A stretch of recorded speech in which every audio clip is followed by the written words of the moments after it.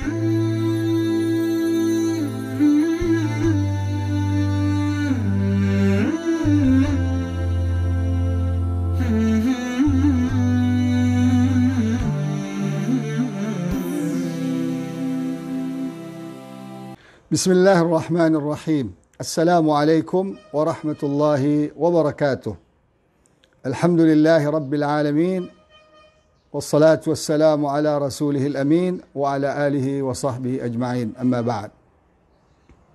Kaum muslimin wal muslimat, as-saimin was saimat rahimakumullah, berjumpa kembali dengan kami di Pesantren 19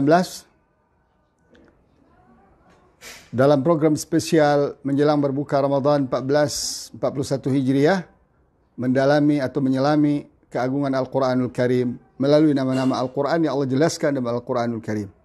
Tidak terasa kita sudah menyelesaikan 6 episod sebelum ini dan sekarang memasuki episod yang ke-7 sesuai dengan jumlah hari Ramadan yang kita lewati. Sore hari ini kita akan bahas nama Al-Quran yang ke-7 terakhir terkait dengan nama Al-Quran atau sifat-sifat Al-Quran yang menggambarkan keagungan dan kebesarannya sendiri. Yaitu Al-Aziz atau Aziz.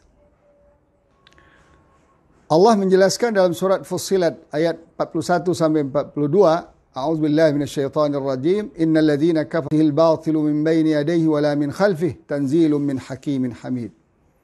Sesungguhnya orang-orang kafir kepada az-zikr yaitu Al-Quran, orang-orang yang menolak Al-Quran, mengingkari Al-Quran, tidak beriman kepada kebenaran Al-Quran yang datang kepada mereka, padahal sesungguhnya Al-Quran itulah kitabun aziz. Ya. Di sini Allah menguatkan dengan innahu, kemudian la kitabun aziz. Dua bentuk taukid penguatan di sini. Artinya sesungguhnya Al-Quran itu benar-benar kitab aziz. Tidak ada sedikit pun kebatilan di dalamnya. Dia diturunkan dari yang Maha Hakim dan Hamid, seperti yang sudah kita jelaskan sebelumnya. Makna Hakim dan makna Hamid. Kaum muslimin rahimakumullah. Untuk mengetahui aziz Al-Quran atau izzatul Quran, kita akan cari beberapa ayat Al-Quran sendiri yang terkait dengan kata aziz atau izzah. Sehingga dengan membaca atau memahami kata-kata tersebut, kita akan memahami makna aziz yang sebenarnya. Pertama, menunjukkan bahwa aziz sifat Allah Subhanahu wa taala, seperti Allah jelaskan dalam surah Al-Baqarah ayat 260. Wa idh qala Ibrahim rabbi arini kaifa tuhyil mauta qala alam tu'min qala bala walakin liyatma'inna qalbi qala fakhudh arba'atan min at-tayri fasurhunna ilayk thumma ij'al ala kulli jabalin minhunna juz'an azizun hakim. Di sini ada dua kata, aziz dan hakim. Hakim sudah kita jelaskan. Yang menjadi pembahasan kita di sini adalah aziz. Bagaimana aziznya Allah Subhanahu wa taala ketika Ibrahim alaihi salam meminta kepada Allah agar Allah memperlihatkan kepadanya bagaimana cara menghidupkan orang-orang yang sudah mati. Ya. Ini bukan berarti Nabi Ibrahim tidak percaya bahwa akhirat dihidupkan kembali setelah mati pada hari kiamat. Bukan. Makanya Allah bertanya kepada beliau. Dan Allah Maha tahu isi hati Ibrahim alaihissalam.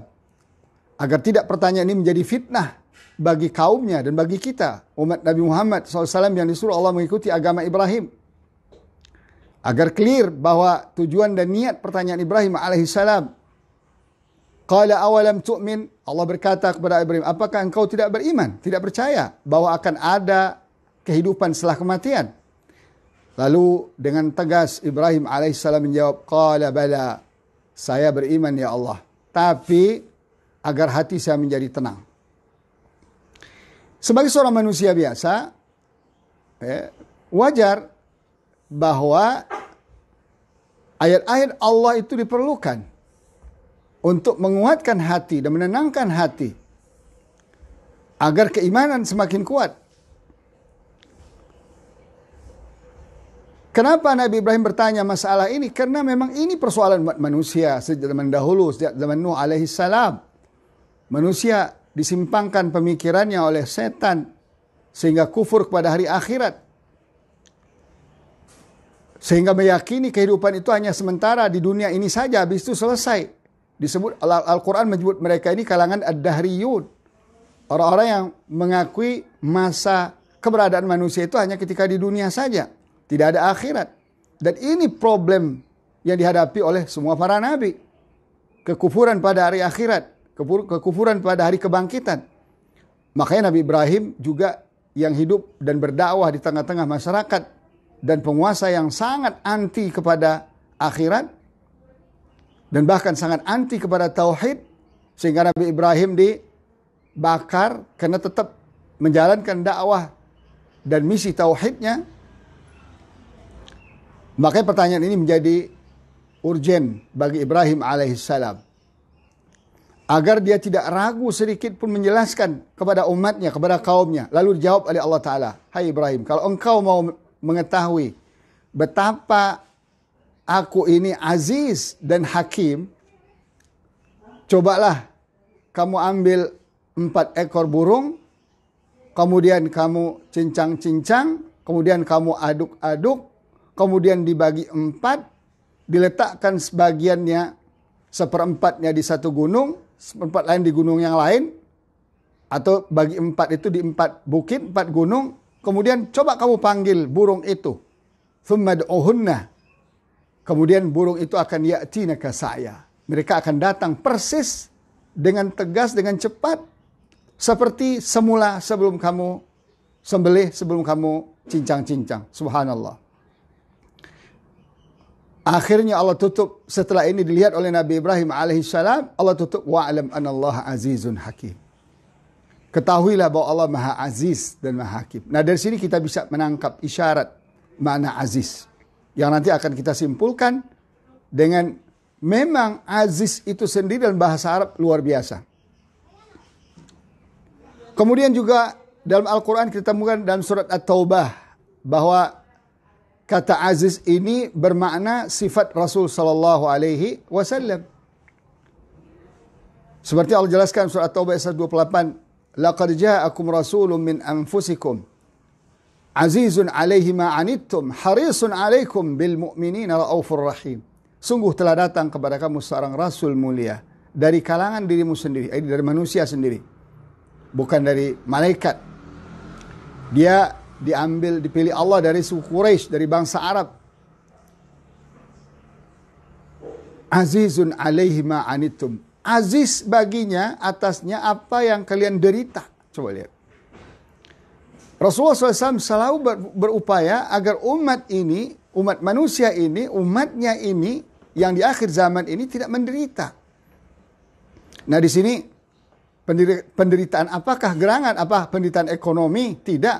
Karena di zaman Nabi SAW lahir dan di zaman SAW besar, itu ekonomi Mekah oke-oke saja. Karena mayoritas masyarakatnya rihlat syita'i wa saif, pedagang-pedagang handal, para importir, eksportir handal di zaman itu ke negeri Syam dan Yaman. Tapi yang membuat penderitaan mereka ketika itu adalah kemusyrikan, kekufuran, kefasikan, kemungkaran, kemunafikan. Hampir semua kejahatan dan dosa ada pada mereka. Ini yang membuat Rasulullah SAW aziz, tidak tega. Yang membuat Rasulullah SAW sedih. Yang membuat Rasulullah SAW bekerja keras. Sampai-sampai akhir ayat dikatakan harisun alaikum. Rasulullah SAW itu sangat concern kepada kalian, kepada manusia umatnya, bahkan bil mu'minina raufur rahim. Terhadap kaum mukmin sangat penyantun dan penyayang. Kaum muslimin rahmatullah. Ini terkait dengan sifat Rasulullah sallallahu alaihi wasallam. Tentu tidaklah sama sifat aziz Rasulullah dengan sifat aziz Allah Subhanahu wa taala. Ini hanya menggambarkan betapa Rasulullah SAW punya sifat aziz. Allah punya sifat aziz dan Al-Quran yang Allah turunkan punya sifat aziz. Yang ketiga, menunjukkan Al-Aziz atau Izzah dalam Al-Quran menunjukkan pertolongan Allah yang spektakuler, yang tidak bisa dibantahkan atau dikalahkan, bahkan diundurkan oleh siapapun saat itu. Pertolongan Allah berikan pada Rasulullah SAW dan kaum muslimin ketika itu disebut dengan Nasran Azizah. Allah menjelaskan dalam surah Al-Fatah ayat 1-3. Inna fatahna laka fatham mubina. Sesungguhnya kami telah berikan pada engkau kemenangan, pertolongan yang nyata. Tidak ada yang meragukannya. Tercatat dalam sejarah sampai hari ini. Yaitu Fathu Makkah. Dan diakui oleh kawan dan lawan. Dan diakui oleh seluruh dunia.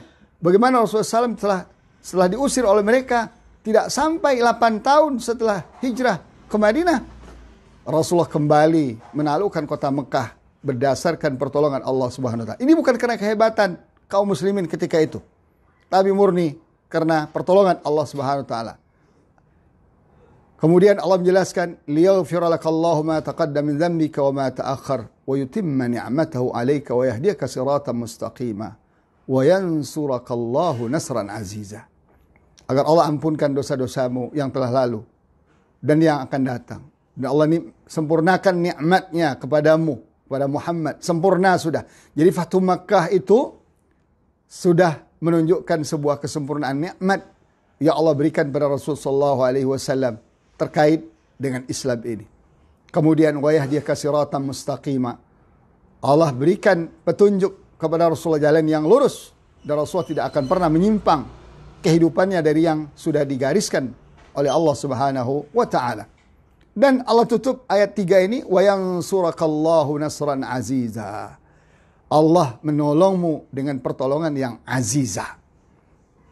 Subhanallah. Kenapa Allah enggak katakan pertolongan nasran karimah contohnya? Atau nasran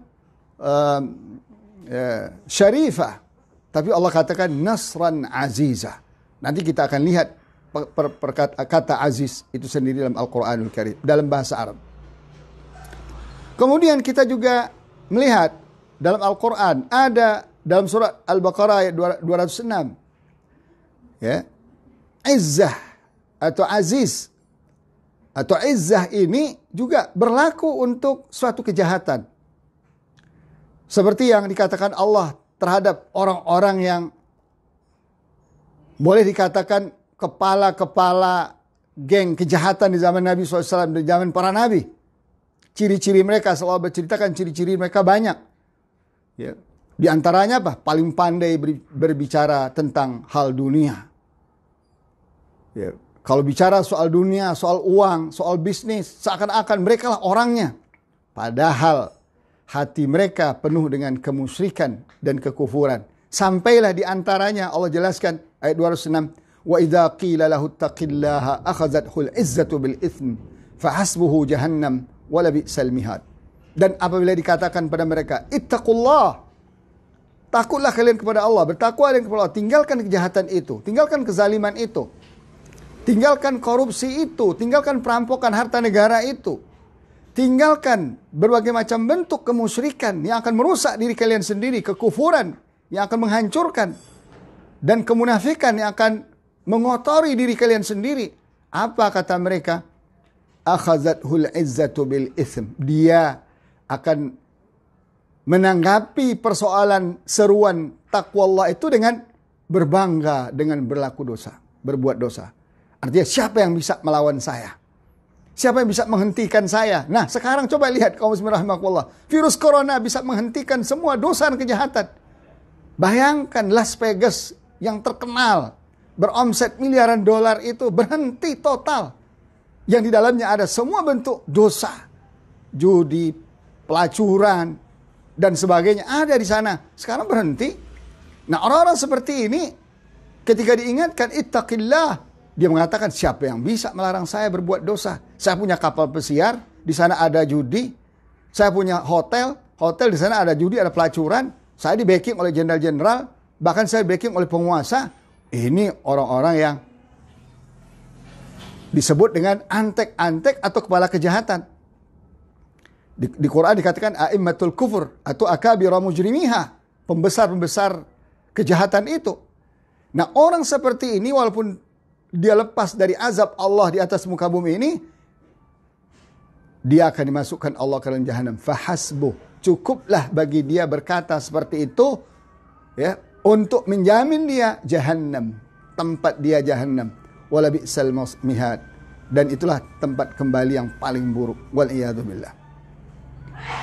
Kemudian yang kelima adalah al-izzah atau al-aziz, juga dalam Al-Quran kita temukan sebagai lawan kata dari az-zul atau al-hawan atau idlal. Zul, kehinaan, idlal, menghinakan. Oleh karena itu kita lihat Allah membongkar salah satu sifat orang-orang munafikin di Madinah ketika itu. Ya. Salah satu sifat mereka berkata, selalu menilai sesuatu atau memberikan value, penilaian terhadap sesuatu itu berdasarkan materi. Jadi orang ini hina karena tidak ada materi, karena hidup miskin susah. Orang ini hebat karena kaya, karena menguasai berbagai macam bentuk bisnis. Dan uangnya banyak.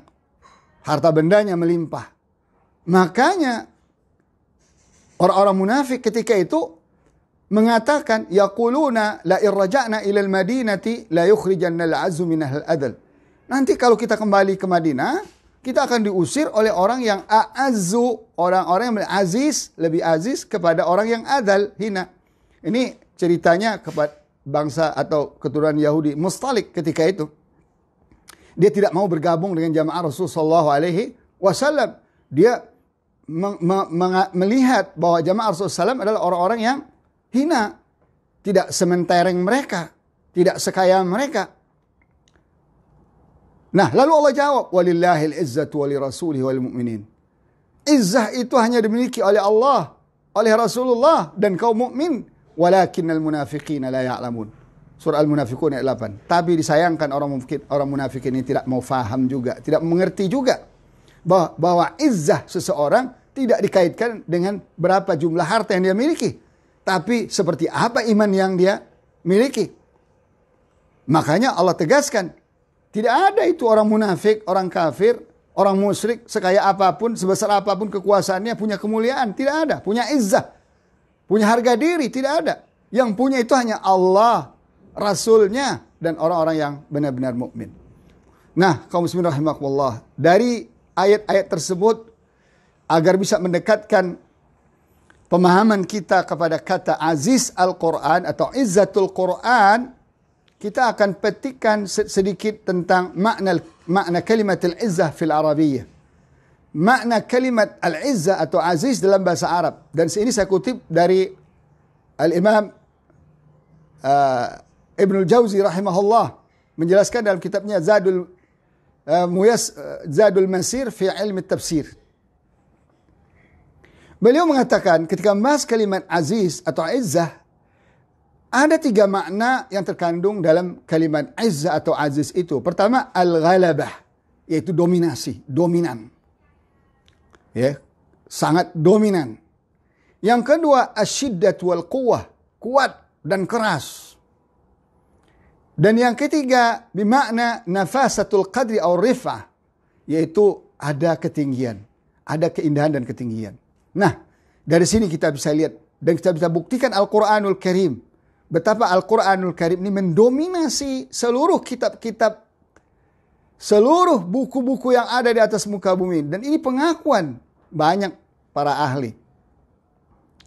Makanya Allah dengan tegas mengatakan, "Qul la in ijtama'atil insu wal jinnu ala an ya'tu bimithli hadzal Qur'an la ya'tuna bimithlihi walau kana ba'dhum li ba'din dhahira." Katakan, hai Muhammad, silakan dari kalangan jin dan manusia tolong menolong, bekerja sama untuk mendatangkan seperti Al-Quran. Mereka tidak akan bisa, kata Allah, walaupun mereka bekerja keras bersama-sama untuk itu.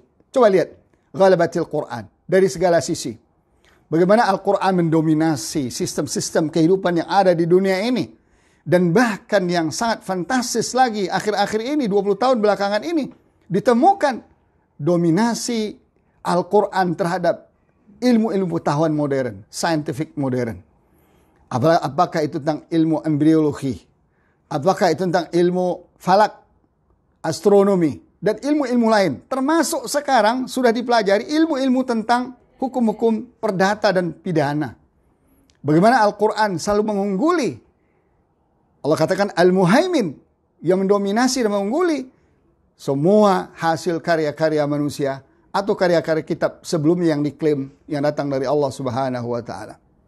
Kemudian juga Quran bermakna syiddah wal quwwah. Aziznya Quran bermakna syiddah al quwwah, tidak bisa dilawan, tidak bisa dikalahkan.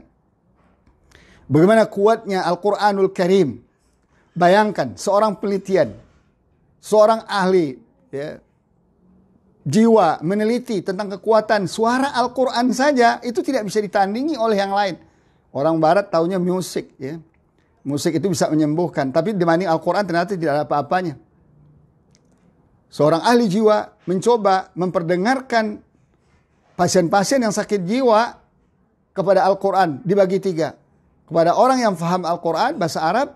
Kepada orang yang tidak faham Al-Quran, tapi dibacakan translate-nya, artinya. Kepada orang yang tidak paham Al-Quran, tapi tidak dibacakan translate-nya. Subhanallah. Pengaruhnya apa? Luar biasa. Kepada orang yang faham Al-Quran. Lebih dari 99% terjadi kesembuhan dalam dirinya. Benarlah Allah katakan, walladzina amanu wa tatma'innu qulubuhum bidzikrillah. Alladzina amanu wa tatma'innu qulubuhum bidzikrillah. Ala bidzikrillah tatma'innul qulub. Orang-orang beriman, tenang hati mereka. Karena sumber penyakit jiwa itu adalah ketika jiwa goncang, tidak ada rasa kenyaman, ketenangan, mulai gelisah, ya, mulai stres, gelisah, depresi, dan bahkan sampai kepada tingkat bunuh diri. Waliyadzubillah. Tapi baca Al-Quran, kata Allah apa? Ala bidzikrillah tatma'innu. Dengan berzikir kepada Allah, hati akan tenang. Di antara zikir yang paling besar menurut ulama adalah membaca Al-Quran. Makanya kita baca Al-Quran, faham tidak paham baca. Tapi jangan bertahan dengan ketidakfahaman itu. Harus faham, berusaha untuk faham. Dan itu akan lebih dahsyat. Itu baru dari segi bunyi Al-Quran. Bagaimana kalau dari segi diamalkan? Tentu akan melahirkan seorang individu yang kuat. Buktinya Rasulullah tidak pernah terkalahkan. Argumentasinya, perjuangannya, kebaikannya, atensinya kepada masyarakat, kebaikan kepada seluruh umat manusia, termasuk kepada musuh kaum kafir sendiri. Bagaimana baiknya Rasulullah SAW. Bagaimana sabarnya Rasulullah SAW. Bagaimana kuatnya mental Rasulullah menghadapi seluruh cobaan dan ancaman yang dihadapi. Cobaan dan ancaman Rasulullah bukan lagi bicara soal boikot ekonomi. Lebih dari itu ancaman pembunuhan. Bayangkan pada seorang Nabi yang mulia ancaman pembunuhan. Dan ini dilalui semua oleh Rasulullah SAW dengan sukses. Berkat sifatnya yang Allah tanamkan aziz. Dan Quran yang dia bawa bersifat aziz dari Allah yang maha aziz. Kemudian juga kita lihat bagaimana rif'ah, kemuliaan Al-Quran. Ketinggian derajat Al-Quran. Luar biasa, ketinggian derajat Al-Quran tidak hanya untuk dirinya, tapi juga untuk orang yang meyakini dan mengamalkannya. Dan memahami dan mengamalkannya. Sebagaimana sabda Rasulullah SAW. Riwayat Imam Muslim. Inna Allah yarfa'u bihadal kitabi aqwaman wa yada'u bihi akharin. Sesungguhnya Allah akan angkat derajat orang yang berpegang teguh. Kaum-kaum, etnis-etnis, dari suku mana saja. Bangsa-bangsa, dari bangsa mana saja. Mau timur, mau barat, utara, selatan. Yang berpegang teguh dengan Al-Quran, Allah angkat derajatnya dan Allah akan hinakan derajat mereka.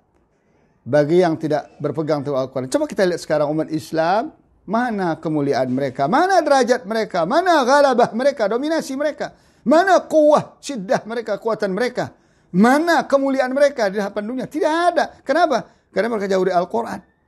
Harus diakui kaum muslimin rahimahullah, penyakit terbesar kita hari ini adalah, umat hari ini, jauh dari Al-Quran. Maka ketika di bulan-bulan dan bangsa lain. Ini sudah sunnatullah. Ketika penguasa sudah tidak berhukum dengan hukum Allah Ta'ala. Ya. Ketika kehidupan curang terjadi. Curang ekonomi, curang politik terjadi. Allah akan kirim bangsa lain untuk menghancurkan kita. Maka sekarang kita bukan menghadapi satu virus. Ada 5 virus yang kita hadapi sekarang. Kaum muslimin rahimakumullah. Bisa dilihat di video yang sudah saya jelaskan di channel Pesantren 19 Instagram. Nah, kaum muslimin rahimakumullah, dari 3 makna ini kita tahu, apalagi dari hadis Nabi SAW tadi kita tahu betapa izzatul Quran. Quran itu izzah, Quran itu luar biasa. Izzahnya itu adalah punya sifat dominan, punya sifat kuat, punya sifat indah dan tinggi derajatnya. Tentulah kalau Al-Quran diturunkan oleh yang Maha Aziz, dan Al-Quran sendiri sifatnya aziz, dan Nabi yang menyampaikannya sendiri dari Allah sifat aziz, tentulah umat yang mengimani, memahami, membaca, dan mengamalkan, dan mengajarkan, dan mendakwahkan Al-Quran ini juga akan menjadi umat yang aziz, ummatun azizah. Ini yang disebut dengan izzatul islami wal muslimin. Pada kali ini kita juga akan menukil ucapan seorang ilmuwan dari Jepang tentang Al-Quranul Karim. Beliau adalah Profesor Yoshihide Kozai. Dia adalah seorang direktur Gunma Astronomical Observatory dan mantan direktur National Astronomical Observatory of Japan. Dia menghabiskan hampir separuh hidupnya untuk meneliti dinamika langit hingga dikenal sebagai mekanisme Kozai. Mekanisme ini menggambarkan titik orbit asteroid yang sekarang digunakan dalam studi tabrakan galaksi dan exoplanets. Dalam pengamatannya terhadap pembentukan bintang, nah ini beliau mengamati gimana dulu kira-kira bintang planet ini bisa terjadi. Beliau berasumsi bahwa bintang ini terbentuk dari asap. Asap berkumpul di bagian luar yang terlihat kemerah-merahan sebagai awal dari kumpulan panas. Asap yang berkumpul dengan kepadatan yang tinggi menghasilkan sinar. Karena itu bintang yang bersinar seperti yang kita lihat sekarang terbentuk dari asap yang menghiasi alam semesta. Jadi coba kita lihat bintang menghiasi alam semesta. Dalam Quran juga dikatakan bintang sebagai tempat petunjuk jalan. Dan juga sebagai hiasan langit. Kata beliau, para ilmuwan lain menyatakan itu adalah asap yang berkabut. Namun Kozai mengatakan, kabut tidaklah cocok untuk menggambarkan asap tersebut. Sebab kabut memiliki sifat dingin, yang khas dingin. Ya. Sedangkan asap kosmis agak panas. Jadi beliau katakan teori yang mengatakan itu dari kabut, kurang kuat argumentasinya. Lalu beliau ini bertemulah dengan salah seorang ilmuwan muslim, ulama muslim asal Yaman, Syekh Abdul Majid Zindani. Beliau sekarang masih ada. Masya Allah. Luar biasa Syekh Abdul Majid Zindani ini. Yang menyajikan sejumlah ayat Al-Quran yang menjelaskan awal mula alam semesta dan langit. Serta hubungan bumi dan langit. Bagaimana Syekh Abdul Majid Zindani menjelaskan ayat-ayat terkait dengan penciptaan alam semesta. Ya, bagaimana menjelaskan awal alam semesta ini terjadi. Bagaimana langit. Bagaimana hubungan bumi dengan langit. Kemudian dia menuju kepada penciptaan langit. Jadi kemudian dijelaskan oleh Syekh Abdul Jundani satu ayat surat Fussilat ayat 11 dengan artinya kemudian dia Allah menuju kepada penciptaan langit. Dan langit itu masih merupakan asap. Nah, benar kan? Seperti teori ilmuwan ini kan? Lalu dia berkata kepadanya dan kepada bumi, kepada langit dan bumi, datanglah kamu berdua. Ya. Coba datang, ya. Kemudian keduanya menuruti perintah sistem saya. Lalu keduanya menjawab, kami datang dengan suka hati. Nah, ayat itu membuat Kozai heran, sekaligus takjub luar biasa. Apalagi setelah mengetahui bahwa Al-Quran diturunkan pada 1400 tahun yang lalu, lebih 1400 tahun yang lalu, subhanallah. Padahal dia baru memahami ilmu ilmu angkasa, ilmu astronomi belakangan. Menurut dia, Al-Quran menggambarkan alam semesta seperti yang terlihat dari titik pengamatan tertinggi. Nah, apa kata beliau? Saya sangat terkesan dengan menemukan fakta-fakta astronomi yang benar dalam Al-Quran. Dan bagi kami, para astronom modern yang telah mempelajari potongan-potongan yang sangat kecil dari alam semesta ini, kami telah memusatkan upaya kami untuk memahami bagian yang sangat kecil. Karena dengan menggunakan teleskop, kita dapat melihat hanya sedikit bagian dari langit tanpa berpikir tentang seluruh alam semesta. Jadi dengan membaca Al-Quran, coba lihat, kata beliau, dengan membaca Al-Quran dan dengan menjawab pertanyaan-pertanyaannya, Pertanyaan-pertanyaan, saya pikir saya dapat menemukan jalan masa depan saya untuk investigasi alam semesta. Luar biasa. Jadi beliau mendapatkan ilmu yang akan pasti menurut beliau ditemukan dari pertanyaan-pertanyaan yang masih belum terjawab hari ini melalui Al-Quranul Karim. Karena itu, Qazai percaya bahwa Al-Quran tidak mungkin berasal dari manusia, tapi sang pencipta. Subhanallah. Profesor itu kemudian memusatkan penelitiannya berdasarkan sumber Al-Quranul Karim. Nah, orang seperti beliau ini banyak sekali di alam ini. Lembaga Pengkajian Sains Al-Quran dan Sunnah yang berpusat di Makkah bercerita bahwa beliau pernah mengadakan seminar saintifik Al-Quran dan Sunnah di Moskow, menghadirkan para ilmuwan-ilmuwan komunis, ilmuwan-ilmuwan besar. Di saat itu juga 6 orang ilmuwan komunis itu masuk Islam. Subhanallah. Inilah Al-Quran Al-Aziz. Maknanya ada 3 di Al-Aziz yang harus kita ingat. Al-Ghalabah, mengungguli atas segala bentuk fikiran, karya siapapun di alam semesta ini. Kemudian dia bersifat kuat yang tidak bisa dikalahkan. Kemudian dia punya nilai-nilai ketinggian. Bayangkan di bulan Ramadan ini dan seterusnya, kalau Al-Quran bisa kita install ke dalam diri kita, otomatis kita akan menjadi manusia yang aziz pula, insya Allah. Demikian, semoga bermanfaat. Ketemu lagi besok di program yang sama. Subhanakallah bihamdik. Asyhadu an la ilaha illa ant. Astaghfiruka wa atubu ilaik. Wassalamualaikum warahmatullahi taala wabarakatuh. يا الله إني ناديتك وسعيت إني استهديتك فهديت بالقرآن أنرت طريقي